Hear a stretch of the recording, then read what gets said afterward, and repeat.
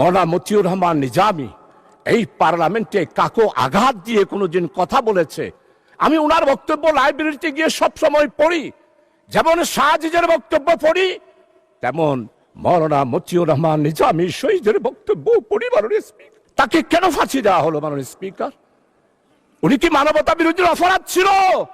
আজকে মওলানা মতিউর রহমান নিজামীকে খুঁজে পায় না পার্লামেন্টে। মির্জা ফখরুল ইসলাম মহাসচিব, চরমভাবে শ্রদ্ধা করি, উনি আমাদের কৃষি মন্ত্রী। মওলানা মতিউর রহমান নিজামীর স্টেট মিনিস্টার ছিলেন, প্রতিমন্ত্রী ছিলেন। উনি এত ভালো ভালো পদক্ষেপ নিয়েছেন কৃষি ডিপার্টমেন্টে।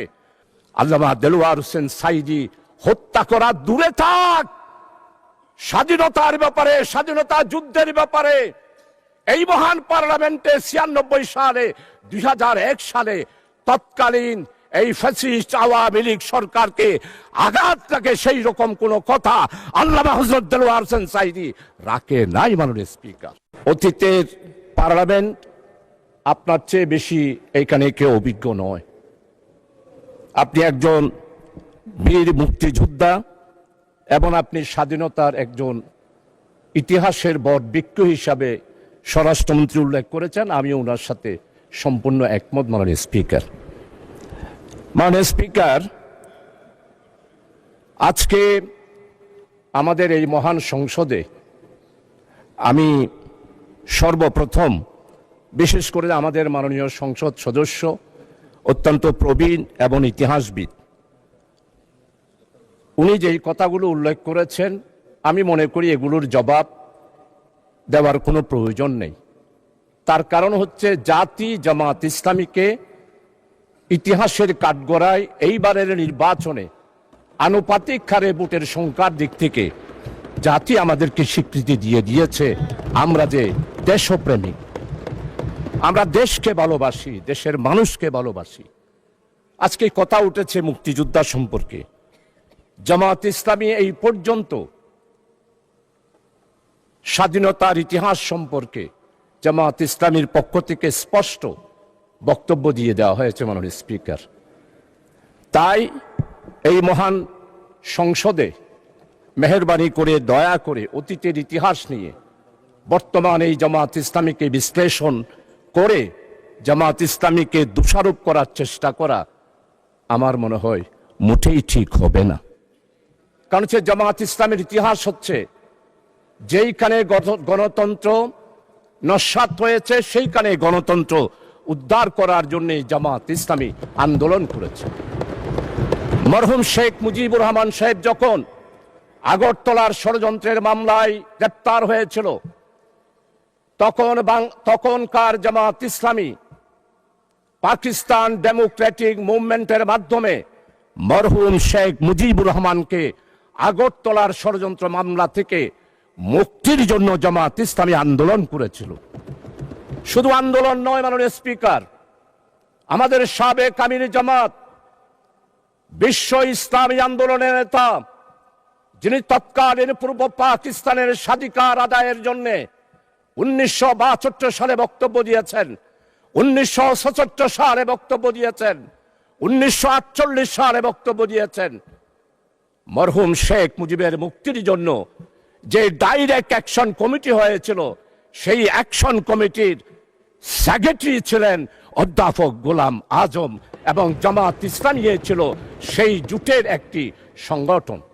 আর জয়েন্ট সেক্রেটারি ছিল জনাব আব্দুস সামাদ আজাদ সাহেব।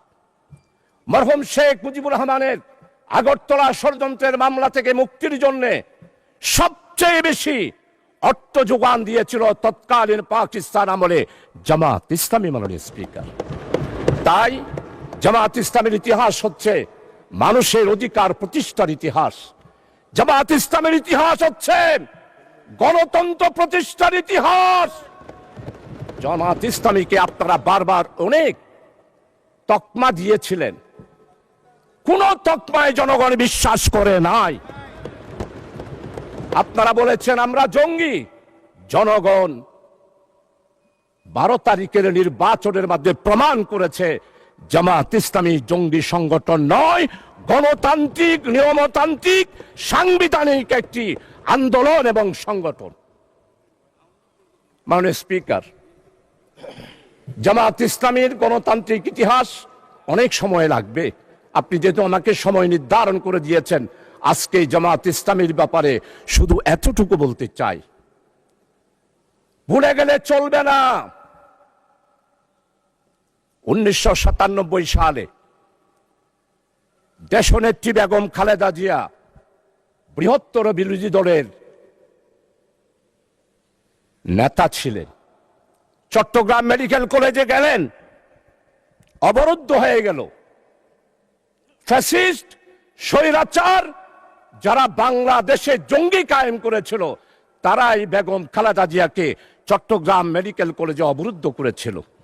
আজকে আমাদের মরহুম শহীদ সালাউদ্দিন কাদের চৌধুরীর ছেলে আছে হুম্মাম কাদের, আমাদের সম্মানিত অর্থমন্ত্রী, চট্টলার কৃতি সন্তান, যার পরিবারে উনার আব্বা নয়, উনার দাদা থেকেই মন্ত্রিত্ব ওনারা পেয়ে আসতেছেন, সেই রকম সম্ভ্রান্ত পরিবারের সন্তান উনিও দেশনেত্রী বেগম খালেদা জিয়ার সাথে মেডিকেল কলেজে ছিলেন। আজকে সম্মানিত অর্থমন্ত্রী, আপনি স্বীকার করবেন, সর্বপ্রথম টেলিফোন করেছিল মরহুম শহীদ সালাউদ্দিন কাদের চৌধুরী আমি শাহজাহান চৌধুরীকে। আমি তো জামাত, আমি তো শিবির, কিন্তু সেই দিন আমরা জামাত শিবিরেরা চট্টগ্রাম মেডিকেল কলেজ থেকে দেশনেত্রী বেগম খালেদা জিয়াকে সালাউদ্দিন কাদের চৌধুরীর আহ্বানে জামাতে বলে শিবির, সেই দিন বেগম খালেদা জিয়াকে আমরা উদ্ধার করেছিলাম। মাননীয় স্পিকার, আজকে স্বাধীনতার কথা বলা হয়, সর্বপ্রথম একটি মাত্র রাজনৈতিক দল পূর্ব পাকিস্তানের স্বাধিকার কোন পথে আসবে, এই ব্যাপারে সর্বপ্রথম পূর্ব পাকিস্তান থেকে যিনি বক্তব্য দিয়েছিলেন তিনি হচ্ছেন প্রফেসর গোলাম আজম।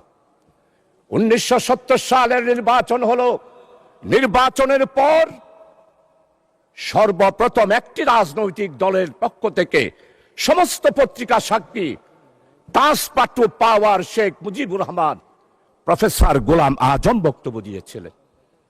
আমরাই সেই দিন বলেছিলাম সংখ্যাগরিষ্ঠতা হিসেবে আওয়ামী লীগ যেহেতু জনগণ রায় দিয়েছে, তাই শেখ মুজিবের হাতেই ক্ষমতা হস্তান্তর করুন। আজকে সম্মানিত আমার অত্যন্ত পরম মুরব্বী ইতিহাসবিদ, আমি ওনার ফেসবুকে সব বক্তব্য শুনি, ওনার মনের ভিতরে অনেক আবেগ। 1757 সালের ইতিহাস আপনি তুলে ধরেছেন, পাল বংশের ইতিহাস তুলে ধরেছেন, কিন্তু আপনি কি ফরাজি আন্দোলন, ফকির আন্দোলন, খেলাফত আন্দোলন, ওয়াহাবি আন্দোলন, ওলামায়ে কেরামদের ইতিহাস আপনি তুলে ধরেন নাই? সেই দিন আমাদের খেলাফত আন্দোলন, ওয়াহাবি আন্দোলন, ফকির আন্দোলন, মজলুম আন্দোলন, হাজী শরীয়তুল্লাহর আন্দোলন আপনি যদি তুলে ধরতেন, তাহলেই মনে করতাম আপনি একজন নিরপেক্ষ ব্যক্তি। এখন আমার মনে হচ্ছে আপনি নিরপেক্ষ নয়, আপনি শুধু জামাত ইসলামী আর মুসলমান আর ইসলামী আন্দোলনকে আঘাত করার জন্যই পার্লামেন্টে বক্তব্য রেখেছেন।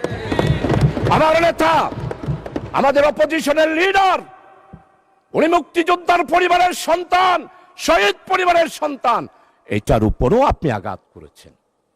আপনার মনের বেদনা আমরা বুঝতে পারি। মাননীয় স্পিকার, জনাব প্রেসিডেন্ট ভাষণ দিয়েছেন, সেই ভাষণের ব্যাপারে মাননীয় সংসদ সদস্যবৃন্দ অনেকেই ওনাকে সাধুবাদ জানিয়েছেন। আমরা এটার বিরোধিতা করি না, কিন্তু আমরা স্পষ্ট বলতে চাই, জনাব প্রেসিডেন্ট, আপনি শপথ ভঙ্গ করেছেন, আপনি জাতিকে বিভ্রান্ত করেছেন। আপনি বলেছেন প্রধানমন্ত্রীর পদত্যাগ আপনার কাছে পৌঁছে নাই, আপনি নাকি সেটা গ্রহণ করেন নাই। তাহলে আপনারাই বিচার করেন সংসদে, একজন প্রেসিডেন্ট শপথ নেওয়ার পর কিভাবে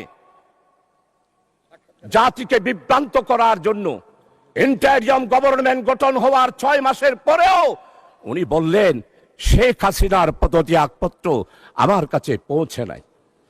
যেই প্রেসিডেন্ট শপথ ভঙ্গ করতে পারে, জাতিকে বিভ্রান্ত করতে পারে, সে আর যেই হবে হোক, প্রেসিডেন্টের চেয়ারকে আমরা স্যালিউট জানাই, প্রেসিডেন্টের চেয়ারকে আমরা সম্মান করি, কিন্তু ব্যক্তি হিসাবে জনাব প্রেসিডেন্ট সাহেব জাতিকে যেই বিভ্রান্ত করে মধ্যবর্তীতে সাধারণ নির্বাচন হওয়ার আগে বাংলাদেশে একটি ষড়যন্ত্রের মাধ্যমে 17 বছরের নির্যাতিত বিএনপি, জামাত, 11 দলীয় জোট, ছাত্রদল, ছাত্র শিবির, আমরা যারা আন্দোলন করে একটা ফসল নিতে চেয়েছিলাম, সেই ফসল নেওয়ার ক্ষেত্রে